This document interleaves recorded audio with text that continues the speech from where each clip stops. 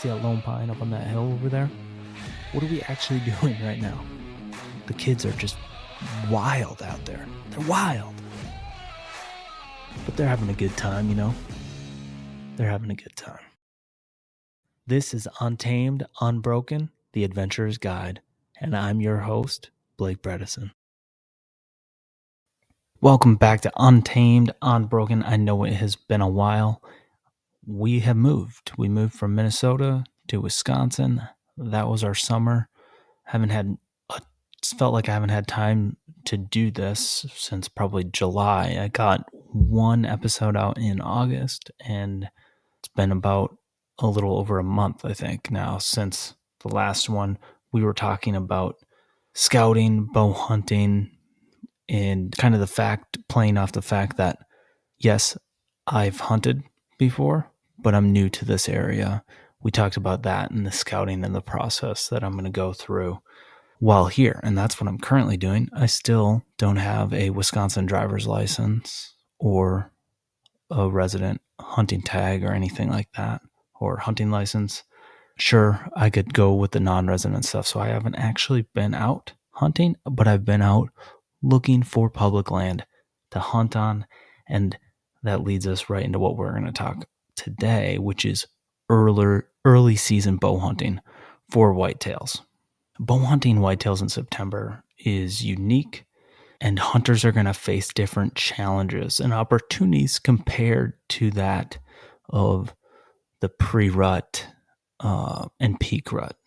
And so understanding deer behavior, scouting effectively, and preparing is going to significantly increase your chances of success. And that's what we're diving in today. Give you some tips to make the most of your time when you're out in the field. Number one is understanding early season behavior, feeding patterns. In September, whitetails are primarily focused on feeding to build up fat reserves for the winter. They're still in their summer feeding patterns. They follow these predictable patterns right now, moving between bedding areas and food sources and water sources. Key food sources include agricultural crops like soybeans and corn, natural forage, acorns, berries, green browse. Observing these patterns can help you pinpoint the best hunting locations. Looking at bedding areas, bucks are often going to be bedded in areas that provide both cover and a cooling breeze. So look for something thick cover near food sources, such as a grassy little swale, brushy edges, shaded woodlots, but also somewhere where they still have good visibility. That's where they're going to be. They offer security and that comfort, making them prime bedding spots. Number two, we got to look at scouting and prep. Ideally, while you're hunting, you're also scouting. So you've been scouting since last year, right? Now, in my case, I'm just scouting as soon as I can. I've been looking online, doing e-scouting for a while, but now I got to get boots on the ground and check areas out, see how accessible things are. So hopefully you've been doing this throughout the summer.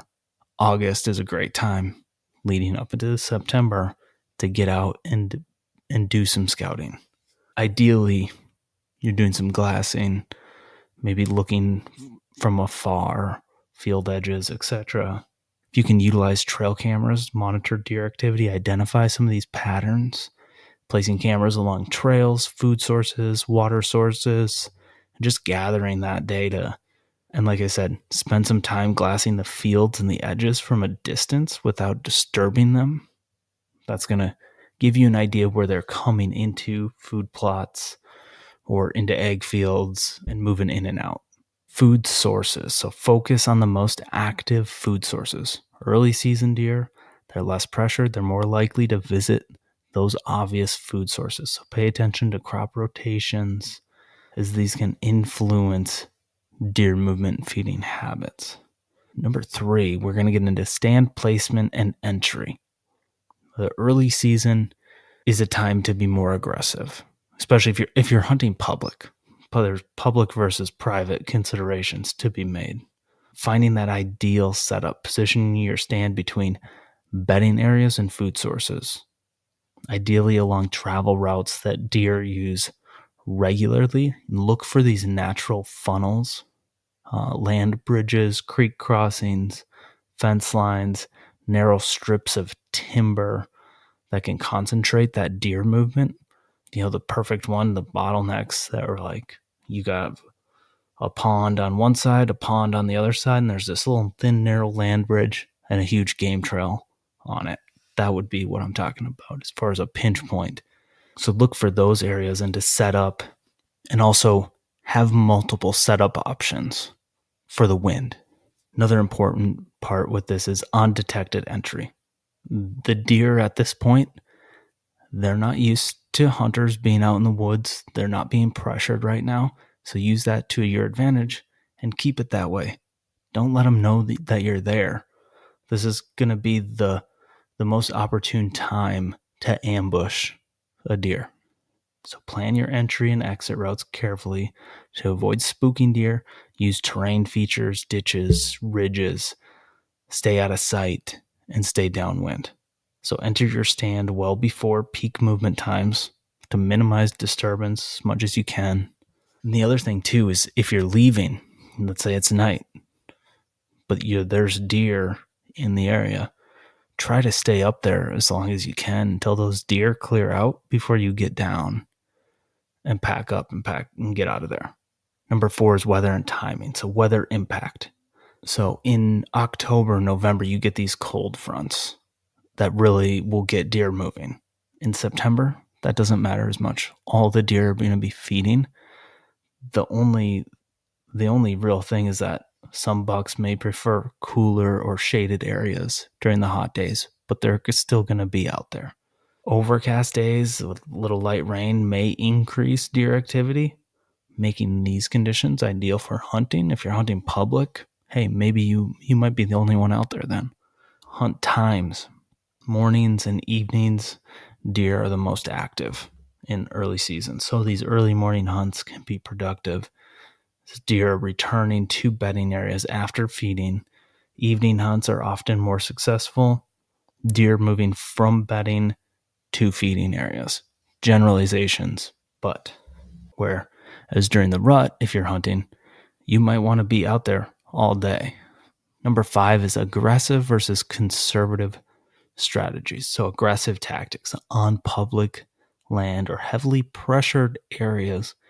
Consider being more aggressive early in the season, setting up as close to those bedding areas as possible along those primary travel routes, catching deer before they alter their patterns due to hunting pressure. This isn't the time to wait if you're on public. Just wait until the rut or be patient. Sometimes when you're on public early season, default aggressive. The more conservative approach is if you have access to private land with minimal pressure, you can afford to be more conservative, waiting for the right conditions and avoid overhunting stands to keep those deer patterns as consistent as you can. Number 6 is gear and preparation. Scent control. Early season can be warm, making that scent control part critical. You can use scent eliminating sprays or scent blocking clothing. Cover up scents as much as you can, like your clothing, to make them just smell like nothing or smell like autumn.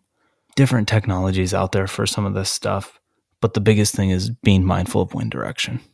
Make sure the wind is blowing in your favor and setting up stand locations based on wind and having different areas or setups you could go to, or different, if you're doing the light thing and maybe you have a tether, maybe you are saddle hunting, or you have a lightweight portable stand, having multiple tree options for that stuff, or you have a couple of areas where you could do a ground blind, and having multiple options to sit is going to be ideal. And so you can always be playing the wind. One thing I do like to do is storing my bag in with like scent wafers, or I will take leaves from the fall, just dead leaves, put them at the bottom of a bin, and that's where I store my clothes. All my hunting clothes go in there, and then they just smell like outside all the time. Camouflage. I mean, lightweight, breathable, something suitable for those early season warmer temperatures. Make sure it's quiet. I always use a face mask when I'm hunting, no matter what. Gloves to reduce the glare. If it's super sunny, you want to have all of that covered up because your skin is just going to shine in that sun and it's going to stick out. Face paint, do it up. A few personal insights, patience and observation. So over the years, you'll learn that patience and careful observation are key. So that early season hunting can be slow, but staying persistent and adapting to deer behavior pays off. Spend time watching and learning from the deer and adjust your strategies accordingly. Adaptability. Be ready to adjust your strategy based on what you observe. Deer can change their patterns really quickly, especially when those temperatures start dropping and the food sources and the pressure, during the harvest. Like timing some hunting during that harvest when the corn is still in. A lot of times the deer are just in that corn or they're out in those big fields and bow hunting. Sure, you could try a spot and stalk or something if it's your land or whatever, but if it's public, you're usually not, like, agriculture isn't part of public hunting land typically. You're lucky if it is, but just stay flexible. Be willing to move stands and change tactics as needed and willing to be aggressive in that early season, especially if you're on public land. So with that said, understanding early season deer behavior, scouting effectively, preparing, you're going to increase your chances of success. Just remember, stay observant, be flexible, be patient, and enjoy yourself. It's one of the best times to be in the woods. It's that early season. As always, thanks for tuning in and stay wild. Thank you for sticking around. If you've enjoyed the show, don't forget to subscribe, leave us a rating and review. Even one word, it helps a ton. Sincerely appreciate you guys. Thank you all, and we'll see you on the next one. Stay wild. You've been listening to Untamed, Unbroken, a Lone Pine Adventures original podcast.